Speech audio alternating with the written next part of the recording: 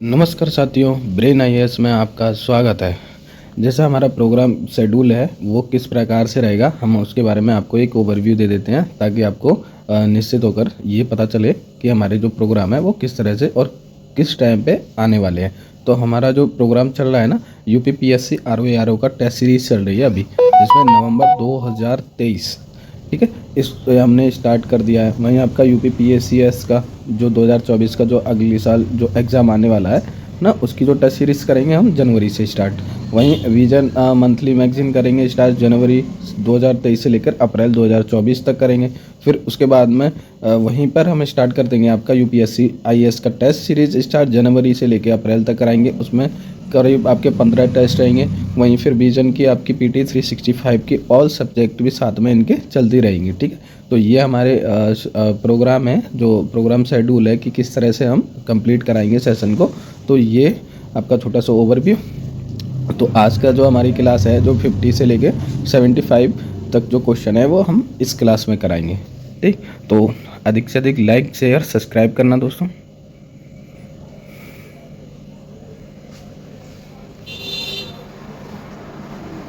तो हम आज का सेशन स्टार्ट करते हैं। आज का रोज रहेगा 51 से लेके आपका 75 तक है। और जो नेक्स्ट जो टेस्ट सीरीज कराएंगे ना, टेस्ट नंबर 2 कराएंगे, उसमें क्या करेंगे, आपके हाफ में 2 वीडियो में कंप्लीट कराएंगे। इस वीडियो को हम 4 पार्ट में कंप्लीट कराएंगे इस वाले टेस्ट को, लेकिन अगला जो टेस्ट आएगा उसको 2 ही पार्ट में कंप्लीट करा देंगे। और कल जो रहेगा आपका हिंदी का टेस्ट रह सकता है आपका, या फिर आज ही रहेगा, कल रहेगा आपका हिंदी का टेस्ट रहेगा। उसमें 60 क्वेश्चन होंगे और एक ही वीडियो में कंप्लीट करा दिया जाएगा। तो इसको अधिक से अधिक लाइक शेयर और करते रहना और बेल आइकन को भी दबाते रहना, है ना। तो आज का जो पहला वाला क्वेश्चन है आपका 51 नंबर का है। और इससे पहले जो 2 पार्ट करा दिए गए हैं ना, उसका जो डिस्क्रिप्शन है इस वाली वीडियो की लिंक में दे देंगे, आपको डिस्क्रिप्शन में दे देंगे। नहीं तो आप चैनल पे जाके वहाँ से सर्च कर सकते हैं, उसकी प्लेलिस्ट बना दी गई है, तो आप वहाँ से भी उसको एक्सेस कर सकते हैं, ठीक। तो आज का जो पहला वाला क्वेश्चन है 51 नंबर का क्वेश्चन आता है। तो ये क्या कहता है, इसके बारे में देखते हैं कि निम्नलिखित में से कौन सा अमीनो अम्ल प्रोटीन की प्रचुरता वाले पदार्थों में उपस्थित होता है, ठीक है। तो कौन सा है, अमीनो अम्ल प्रोटीन की प्रचुरता वाले खाद्य पदार्थों में उपस्थित होता है, ठीक है। तो इसका क्या ऑप्शन दे रखा है, टायरोसिन, एलिन, ग्लूटामाइन या ऑर्जिनिन, ठीक। तो इसका जो राइट आंसर क्या रहेगा, इसका राइट आंसर रहेगा आपका टायरोसिन। क्या रहेगा, टायरोसिन, ठीक है। टायरोसिन कहाँ पाया जाता है, टायरोसिन ऐसे पदार्थों में पाया जाता है जिसमें प्रोटीन की प्रचुर मात्रा होती है, ठीक है। प्रोटीन की अधिक अच्छी मात्रा होती है ना, उसमें क्या पाया जाता है, आपका टायरोसिन पाया जाता है, ठीक। तो टायरोसिन उच्च प्रोटीन वाले पदार्थों में पाया जाता है, ठीक है। क्योंकि और इससे क्या होता है, जो टायरोसिन का कुछ तो कोई वर्क होगा अपनी बॉडी में, तो इसका जो टायरोसिन होता है ना, इससे क्या हो जाता है, इसकी जो अधिकता हो जाती है, तो इससे मनुष्य क्या हो जाता है, सुस्त व्यक्ति कैसा होता है, सुस्त सा दिखाई देता है और वो थोड़ा सा दुखी हो जाता है, ठीक है। तो किसकी वजह से होता है, टायरोसिन, सुस्त और दुखी टायरोसिन की वजह से इंसान के व्यक्तित्व पर प्रभाव पड़ता है, ठीक। सेकंड क्वेश्चन नंबर है 52 क्या करता है, निम्नलिखित युग्मों में से कौन सा सही सुमेलित नहीं है, ठीक है। तो क्या पूछा है उसने, नहीं पूछा है। तो ए विटामिन B5 पेंटोथेनिक से अम्ल से संबंधित है, बी विटामिन B9 फॉलिक अम्ल से संबंधित है, विटामिन B12 साइनो को लेमिन से संबंधित है, और विटामिन B2 फ्लोक्विनोन से संबंधित है, ठीक है। इसका राइट आंसर क्या रहेगा आपका, इसका राइट आंसर रहेगा आपका डी, विटामिन B12 किससे संबंधित है, राइबोक्लोविनिन से संबंधित है। किससे, राइबोक्लोविनिन से, ठीक है। ये लिख लेना आप, राइबोक्लोविनिन से संबंधित रखता है, ठीक है। फिर आपका 53 वाला क्वेश्चन आता है। आपका 53 क्वेश्चन क्या कहता है, 53 क्वेश्चन में बोला है आपका निम्नलिखित में से किस नदी पर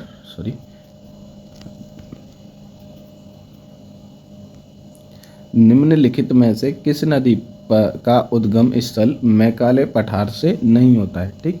तो किस नदी का मैकाले पठार से नहीं होता है, तो मैकाले पठार किधर पड़ता है ये भी पहले देखना होता है। ये हमारा, ये हो गया आपका भारत, ऐसा समझ लो, थोड़ा सा ड्राइंग खराब है ना। तो ये वाला जो रीजन है ना आपका मध्य प्रदेश का, ये वाला रीजन, ये पड़ता है आपका सतपुरा और विंध्याचल पर्वत पड़ता है। यहीं पे क्या पड़ता है, आपकी मैकाले रेंज पड़ती है।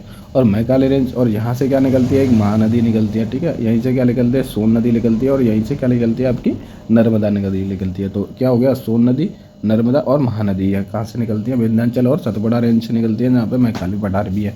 ठीक है, और मैकाली पठार कहाँ पड़ता है आपका? छत्तीसगढ़ रीजन में। किधर पड़ता है आपका? छत्तीसगढ़ रीजन में पड़ता है। ठीक है, और ये सारी जो नदियाँ हैं, जैसे सोन नदी गंगा की सहायक नदी है। नर्मदा नदी आपकी इधर पश्चिम की तरफ फ्लो करती है, और महानदी आपकी, ठीक, महानदी आपकी बंगाल की खाड़ी में गिरती है। अब इसको देखो, जो गोदावरी नदी है ना, गोदावरी नदी का उद्गम स्थल कहाँ पड़ता है आपका? यहाँ कर्नाटक में आता है ये आपका, और ये पश्चिमी घाट से निकलती है। ठीक है, किससे निकलती है? पश्चिमी घाट से निकलती है। और ये जो प्रायद्वीप भारत है ना, किसका? प्रायद्वीप भारत, सॉरी, ये आपके महाराष्ट्र जिले नासिक से निकलती है। क्या? गोदावरी निकलती है। ठीक है, और ये इसको क्या कहा जाता है? इसको दक्षिण भारत की गंगा कहा जाता है, या बूढ़ी गंगा कहा जाता है। ठीक है, किसको? गोदावरी को कहा जाता है। अब गोदावरी का रीजन देखो, और अपना आपका मेघालय का रीजन देखो। मेघालय यहाँ छोटा नागपुर पठार है, और ये आपका मुंबई है। तो इससे कोई मेल खाता है? नहीं खाता ना। तो इसका जो राइट आंसर हो जाएगा वो कौन सी नदी हो जाएगी आपकी? गोदावरी। ठीक है, क्या हो गया इसका आंसर? ए इसका राइट आंसर है गोदावरी। ठीक, नेक्स्ट क्वेश्चन देखते हैं, क्वेश्चन नंबर 54।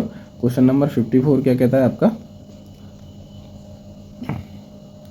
कि नीचे कथन दिए गए हैं और उन कथनों के कारण को स्पष्ट कीजिए। अब कथन दे रखा है इसमें, कान, नाक व गले के डॉक्टर द्वारा उत्तल दर्पण का विशेष रूप से प्रयोग किया जाता है। ठीक है, वही कारण दे रखा है इसमें, उत्तल दर्पण पास स्थित वस्तुओं का बड़ा प्रतिबिंब बनाता है। ठीक, तो इसका राइट आंसर क्या होगा? ठीक है, तो राइट आंसर में देखेंगे, एक पहला ए क्या कहता है? ए कह रहा है, ए बोलता है कि ए तथा आर दोनों सही हैं और आर ए की सही व्याख्या करता है। बी, ए तथा आर दोनों सही हैं किंतु आर ए की सही व्याख्या नहीं करता है। सी कहता है, सी ए सही है परंतु आर गलत है। और डी कहता है कि ए गलत है परंतु आर सही है। तो इसका राइट आंसर क्या हो जाएगा? इसका राइट आंसर होगा आपका डी, क्योंकि ए गलत है लेकिन आर इसका सही आंसर है। ठीक है, तो ये क्या होता है? जब नाक, कान व गले के डॉक्टर द्वारा अवतल दर्पण का विशेष रूप से प्रयोग किया जाता है। ठीक है, किसका? विशेष रूप से अवतल दर्पण का प्रयोग किया जाता है। किसके लिए? नाक और कान, ठीक है, और गले, है ना, इनके लिए डॉक्टर के द्वारा किस दर्पण क्या करते हैं? ये उत्तल दे रखा है आपका, उत्तल की जगह क्या कर लेते हैं? अवतल दर्पण। ठीक है, तो क्या हो जाएगा? ये सही आंसर हो जाता है। ठीक है, और कारण इसका सही है कि उत्तल दर्पण पास स्थित वस्तुओं को क्या कर देता है? बड़ा कर देता है। ठीक, फिर नेक्स्ट क्वेश्चन देखते हैं, क्वेश्चन नंबर 55। क्वेश्चन नंबर 50 का क्या करता है? निम्नलिखित युग्मों में से कौन सा सही सुमेलित नहीं है? कि इन जो युग्म दे रखे हैं इनमें से कौन सा सही नहीं है? ठीक, तो ए ओपेरा हाउस सिडनी में स्थित है, काबा मक्का में स्थित है, ग्रैंड कैनान अरिज़ोना में स्थित है, और मर्डेका पैलेस मिस्र में स्थित है। तो इसमें से क्या सही आंसर होगा आपका? जल्दी से बताओ। ठीक है, इसका जो आंसर रहता है आपका डी। ठीक है, क्या आंसर रहेगा आपका? डी आंसर रहेगा। बाकी के सभी क्या हैं इसमें? सुमेलित है। जैसे ओपेरा हाउस आपका सिडनी में स्थित है, ठीक, और वहीं आपका काबा मक्का में स्थित है जो सऊदी अरब में है, और वहीं ग्रैंड कैनान ओरिजिनो में स्थित है। और आपका मेडका पैलेस कहाँ पे है? मिस्र में नहीं है। ये कहाँ पे आपका? मिस्र में नहीं होकर ये जकार्ता इंडोनेशिया में स्थित है। ठीक है, कहाँ पे है ये? मेडारका पैलेस आपका इंडोनेशिया में, है ना। इंडोनेशिया की जो राजधानी थी ना जकार्ता, अब जकार्ता की जगह दूसरी राजधानी होगी उनकी। ठीक, तो ये कहाँ पड़ता है? जकार्ता में पड़ता है। नेक्स्ट क्वेश्चन है आपका, नीचे दो अभिकथन दे रखे हैं और कारण दे रखे हैं, इन पर चर्चा कीजिए। तो पहला अभिकथन क्या दे रखा है इन्होंने?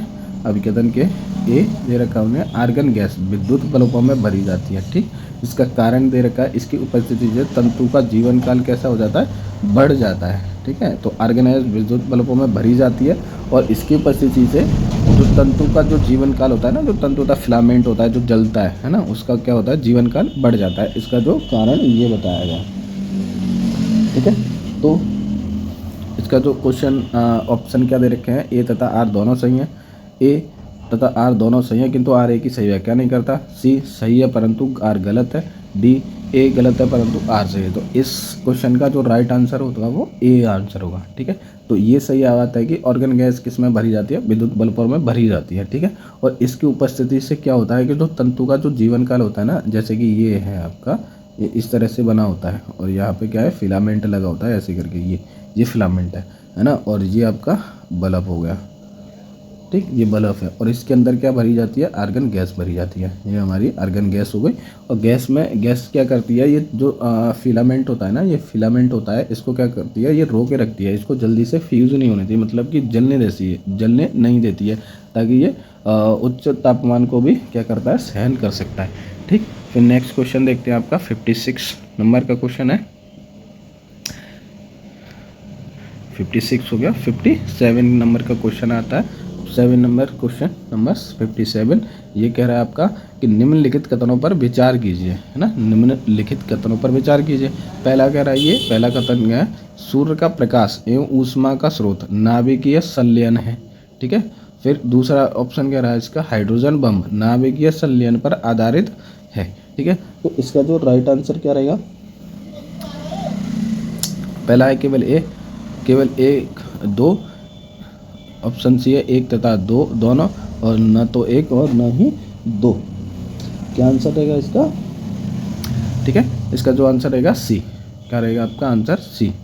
ठीक है, नाभिकीय संलयन पर आधारित रहती है। जो सूर्य में जो वो होती है ना, हीलियम, ठीक है, हीलियम होती है और उसमें बमबारी होती रहती है, तो उससे क्या होता है, ऊष्मा उत्सर्जित होती रहती है ना, और इस क्रिया को कहते हैं नाभिकीय संलयन की अभिक्रिया होती है, किस पे, सूर्य पे।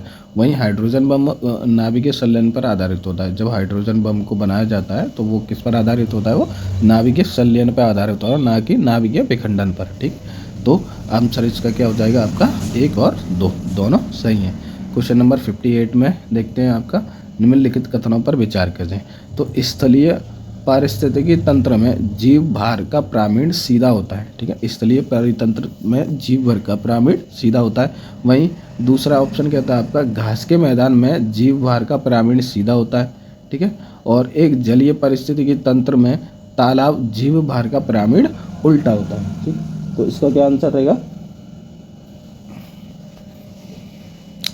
इसका आंसर जल्दी से बताओ, कमेंट कर दिया करो दोस्तों, कमेंट में थोड़ा सा बताओगे तो थोड़ा मोटिवेट भी बढ़ता है। तो पहला ए देखते हैं, ए एक और दो दोनों, बी 2 और 3, सी 1 और 3 और डी 1 2 3। ठीक है, एक और बात मैं आपको बता दूं, अगर सेशन अच्छा लगता है तो इसको सब्सक्राइब और शेयर भी करते रहना दोस्तों। अगर नहीं लगता है तो आपकी मर्जी, आप शेयर करो या ना करो। ठीक है, तो हम इसी तरह से पढ़ाएंगे और धीरे धीरे सुधार भी करेंगे। तो पहले आप थोड़ी सी मदद भी करिए। अगर अच्छा नहीं लगता है वाकई में तो आप नहीं करेंगे तो भी चलेगा। ठीक, तो बस आप देखते रहें वीडियो को। तो इसका जो तीनों आंसर हैं क्या है, 1 2 3 क्या है, सही आंसर है इसका। ठीक है, 1 2 3 तीनों सही हैं। जो स्थलीय परितंत्र में जो जीव भार का प्रामीण होता है वो सीधा होता है, इस तरह से प्रामीण बनता है, तो ये क्या है, सीधा प्रामीण होता है। घास के मैदान में जीव भार का प्रामीण सीधा होता है, घास के मैदान में, और स्थलीय परितंत्र में जो प्रामीण होता है वो सीधा होता है। वहीं जलीय परितंत्र में तालाब में जीव भार का प्रामीण कैसा होता है, उल्टा होता है, इस तरह से होता है। ठीक है, तो ये उल्टा हो गया आपका, ये उल्टा, और ये आपका सीधा। ठीक है, स्थल पर और घास का कैसा होता है प्रामीण, सीधा होता है, वहीं जलीय परितंत्र का कैसा होता है, उल्टा होता है। ठीक, तो इसके क्या हो गए, तीनों ऑप्शन सही हैं। ठीक, क्वेश्चन नंबर 59 पर चलते हैं। क्वेश्चन नंबर 59 कहता है आपका कि किसी भी राज्य की विधानसभा में अधिकतम 500 एवं न्यूनतम 60 सदस्य हो सकते हैं। निम्नलिखित में से कौन से राज्य में इसे अपवाद है, इसके अपवाद हैं। ठीक है, 59 कह रहा है आपका, तो पहला ऑप्शन है दे रखा है आपका गोवा, दूसरा है आपका मिजोरम, तीसरा है आपका सिक्किम और चौथा है आपका त्रिपुरा। तो जल्दी से बताओ कौन सा राज्य है वो।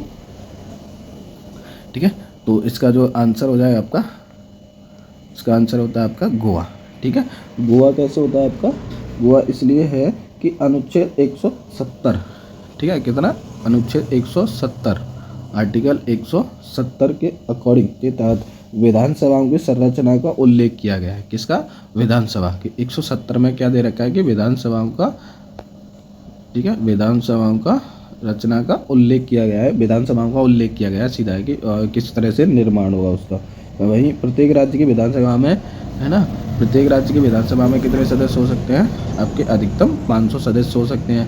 ठीक है, कितने, अधिकतम 500, और जो न्यूनतम होते हैं वो 60 सदस्य हो सकते हैं। और गोवा में, वहीं आपका गोवा में देखेंगे तो गोवा में जो है आपका 40, ठीक है, 40, एवं सिक्किम में कितने हैं, 32, सिक्किम में कितने हैं आपके, 32। ठीक है, तो ये क्या है, उसका अपवाद स्वरूप हो गया। तो इसको एक बार मैं आपको अच्छे से समझाता हूँ क्या कहना चाह रहा है। जैसे कि आपकी राज्य की विधानसभा है, ठीक है, राज्य विधानसभा है, उसमें जैसे और लोकसभा है, ठीक है, लोकसभा में कितने सदस्य होते हैं और राज्य विधानसभा में कितने सदस्य हो सकते हैं, मैक्सिमम और मिनिमम, ठीक है। तो मैक्सिमम जो सदस्य हो सकते हैं वो 500 हो सकते हैं और जो मिनिमम जो सदस्य हो सकते हैं वो उससे 60 हो सकते हैं। जैसे 60 से कम नहीं हो सकते और इसमें 50 से ज़्यादा नहीं हो सकते, ठीक है। तो ये क्या है, ये पूछ रहा है, तो ये ऐसा कौन सा अपवाद है इसका, तो इसका अपवाद क्या आ जाता है आपका, गोवा आता है, जैसे 40 सीटें हैं उसकी। और आपकी दूसरा मिज़ोरम पड़ता है आपका, मिज़ोरम में भी 40 ही हैं। और वहीं दे आप सिक्किम देखोगे तो सिक्किम में और भी कम है, 32, ठीक। तो ये इसका आंसर हो जाएगा आपका,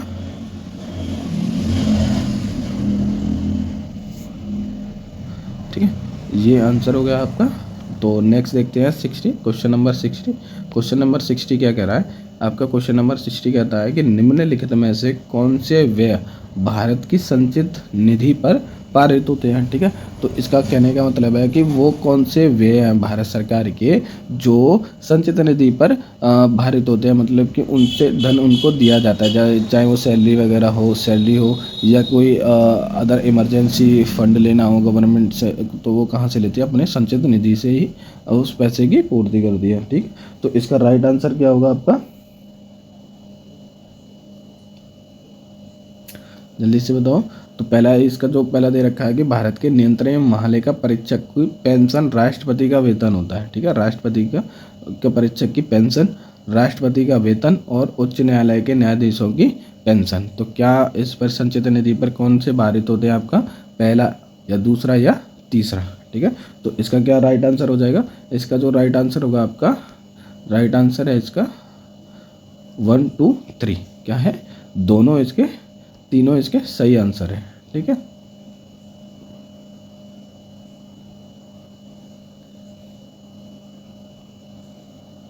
ठीक, नेक्स्ट क्वेश्चन देखते हैं, क्वेश्चन नंबर 61। क्वेश्चन नंबर 61 में क्या दे रखा है, क्वेश्चन नंबर 61 में देख रहा है कि सल्तनत काल के निम्नलिखित प्रशासनिक विभागों में से कौन सा एक फिरोज शाह तुगलक से संबंधित नहीं था, ठीक है। तो दिल्ली सल्तनत के इन सब प्रशासनिक विभागों में से कौन सा फिरोज शाह तुगलक से संबंधित नहीं था।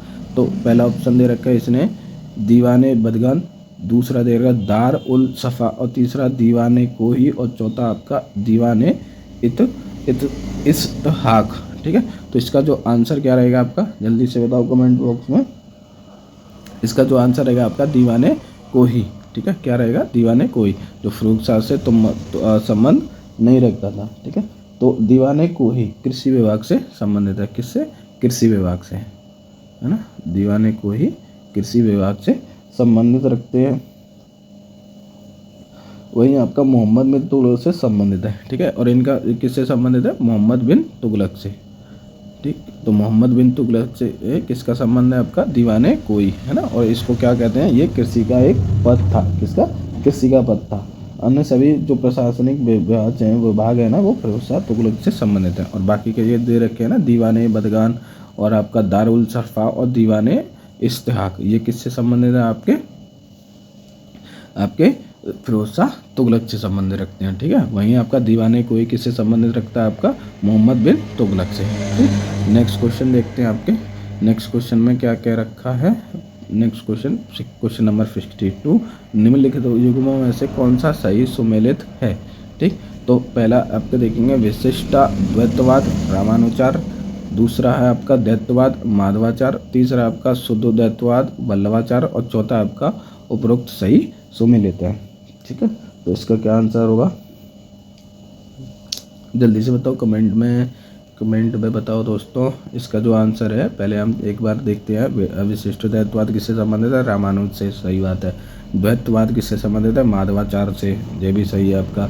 तीसरा आपका शुद्धोद्वैतवाद किससे संबंधित है, वल्लभाचार से। वहीं डी जो ऑप्शन है उपरोक्त सभी सुमेलित हैं, ठीक है।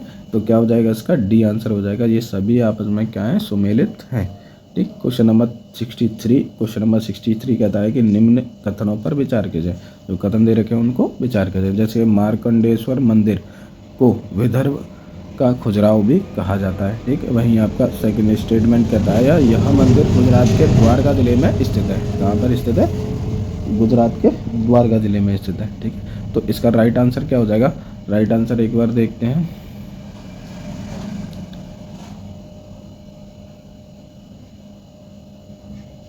ठीक है, केवल दो, केवल दो या केवल एक, या न तो एक न ही दो, ए तथा दो दोनों। ठीक है, इसका क्या आंसर होगा आपका?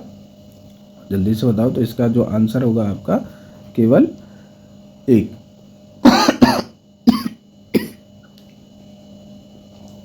क्या आंसर होगा इसका? केवल एक। जो मंडकेश्वर मंदिर का हो को विदर्भ का खुजराहो की भी कहा जाता है। ठीक है, किसको?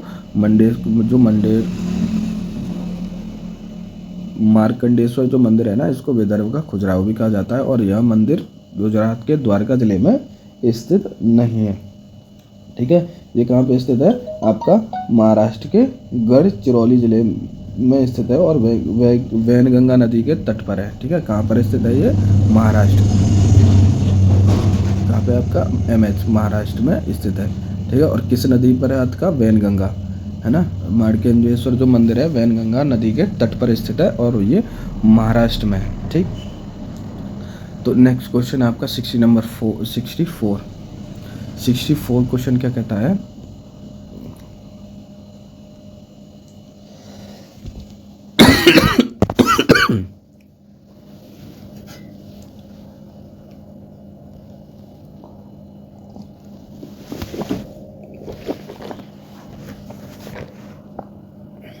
मध्य भारत में स्थित निम्नलिखित पहाड़ियों में से कौन सी एक सबसे पूर्व में स्थित है? ठीक है, सबसे पूर्व में स्थित कौन सी पहाड़ी है? ठीक, तो इसका क्या आंसर हो जाएगा? अभी देखते हैं। ए महादेव पहाड़ियाँ, बी मैकाल पहाड़ियाँ, सी सतपुड़ा और डी छोटा नागपुर। ठीक है, तो इसका क्या आंसर रहेगा? जल्दी से बताओ। इसका जो आंसर रहेगा आपका, इसका आंसर है आपका छोटा नागपुर का पठार। ठीक है, छोटा नागपुर पठार। कैसे होगा? जो मध्य भारत में स्थित प्रश्नगत पहाड़ियों का पश्चिम से पूर्व का सही क्रम। ठीक है, तो पश्चिम से पूर्व का सही क्रम देखेंगे तो सतपुड़ा पहले पड़ता है ना, सतपुड़ा पड़ेगा। फिर क्या पड़ता है? आपका महादेव पड़ता है।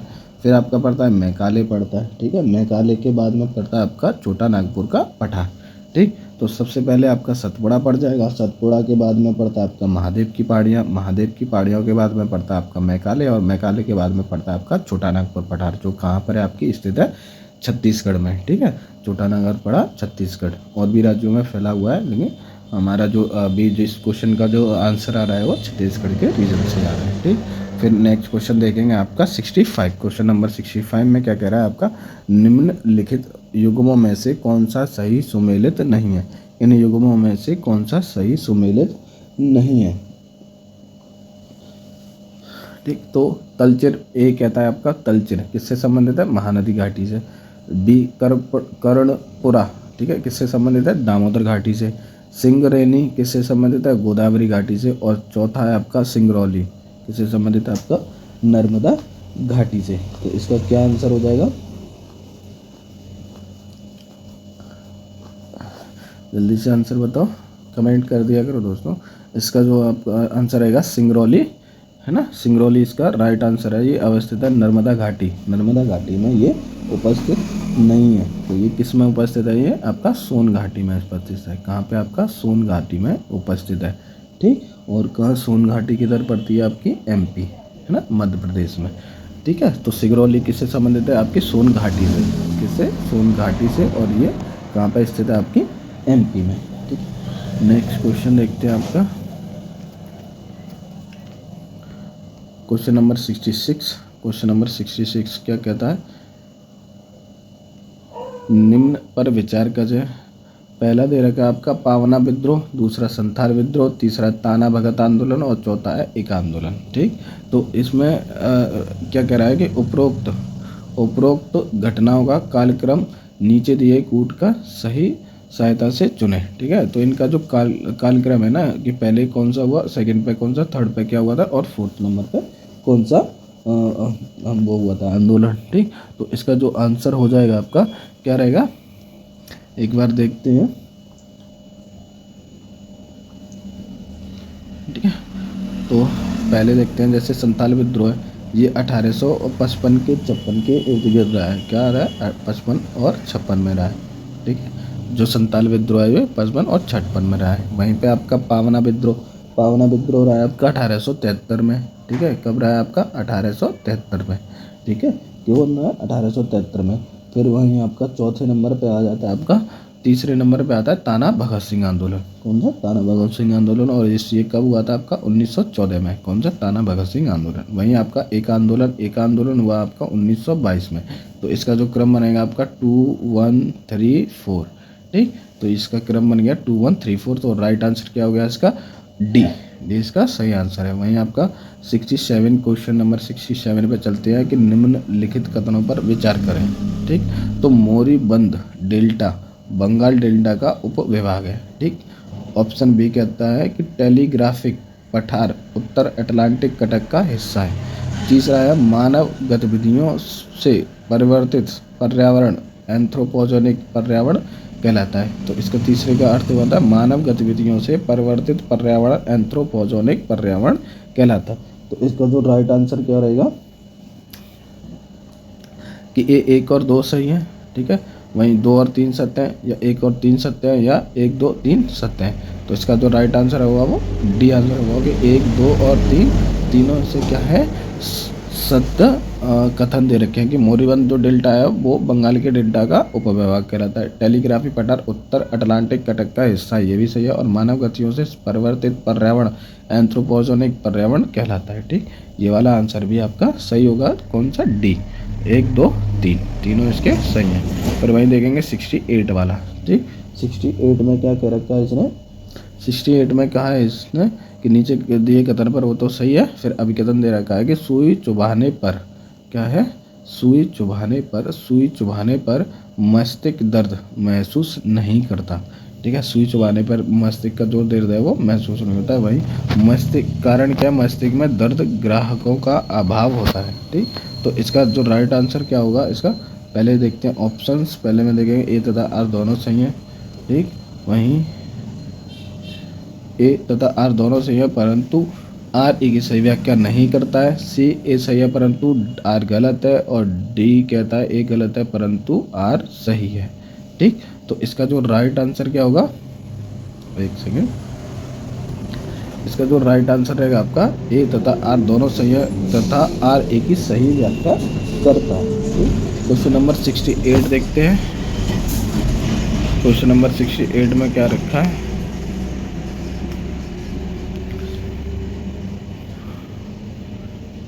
क्वेश्चन नंबर 69 है। ठीक है, क्वेश्चन नंबर 69 कहता है कि निम्नलिखित में से किस एक को फल शर्करा भी कहा जाता है। ठीक है, इनमें से किसको फल शर्करा कहा जाता है?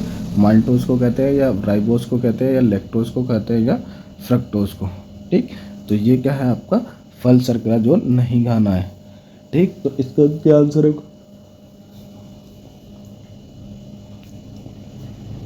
इसका जो आंसर है आपका ये पहले क्वेश्चन है माल्टोज, राइबोज, लैक्टोज, और ये आपका हो गया फ्रक्टोज। ठीक, तो इसका जो आंसर हो जाएगा आपका फ्रक्टोज, इसका सही आंसर है। ठीक, फ्रक्टोज के जो फल शर्करा भी कहा जाता है, किसको? फ्रक्टोज को कहा जाता है। ठीक है, फ्रक्टोज को।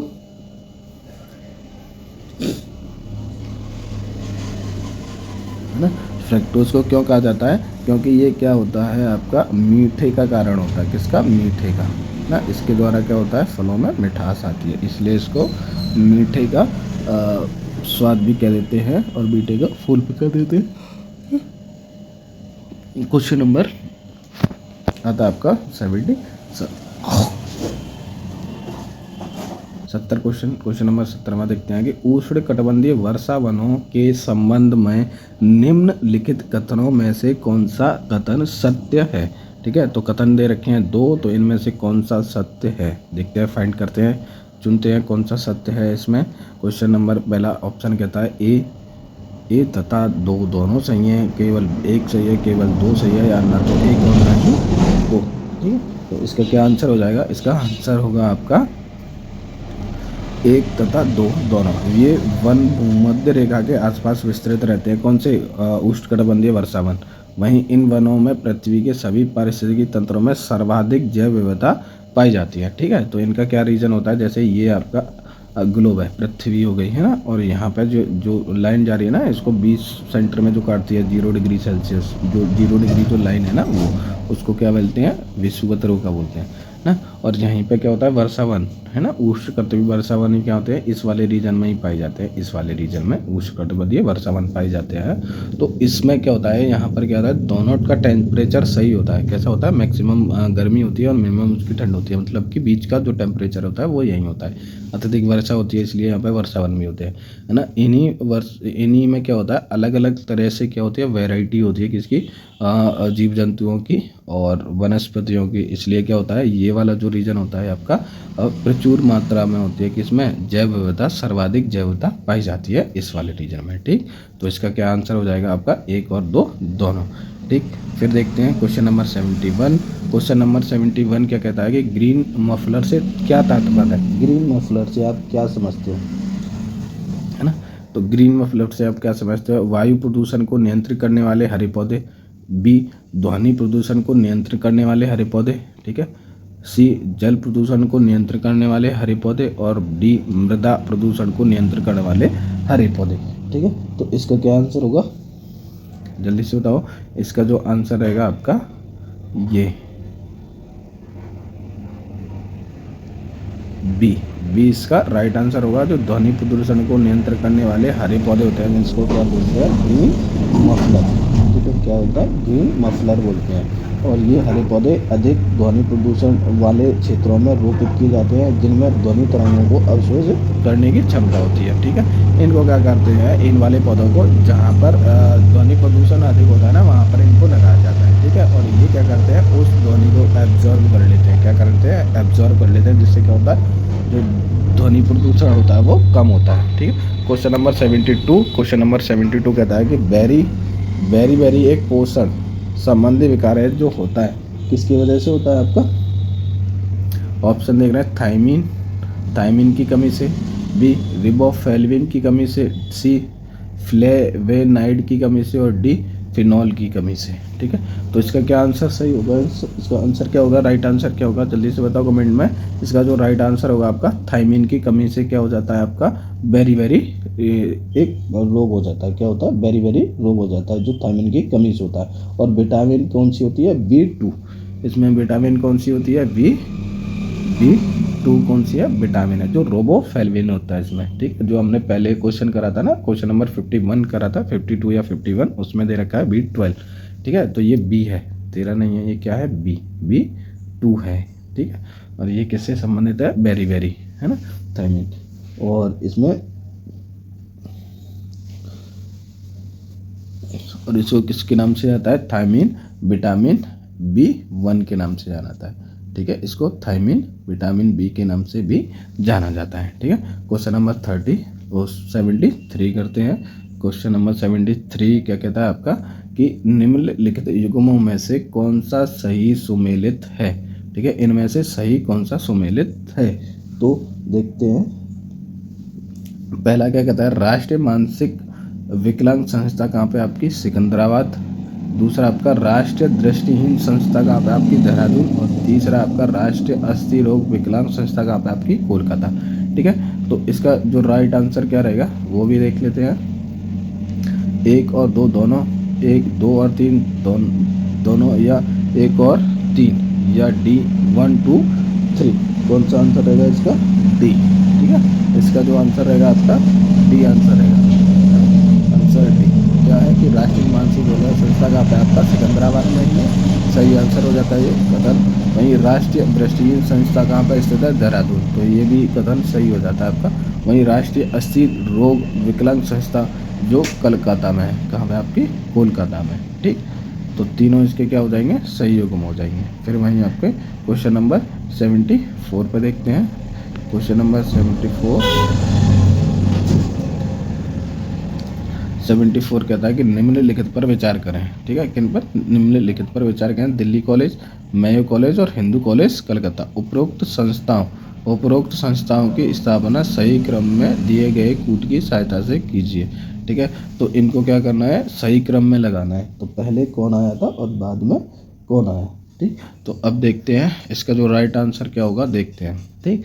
तो जैसे आपका दिल्ली कॉलेज आया था, कब आया था आपका 1824 में। कब आया आपका 1824 में पड़ता है।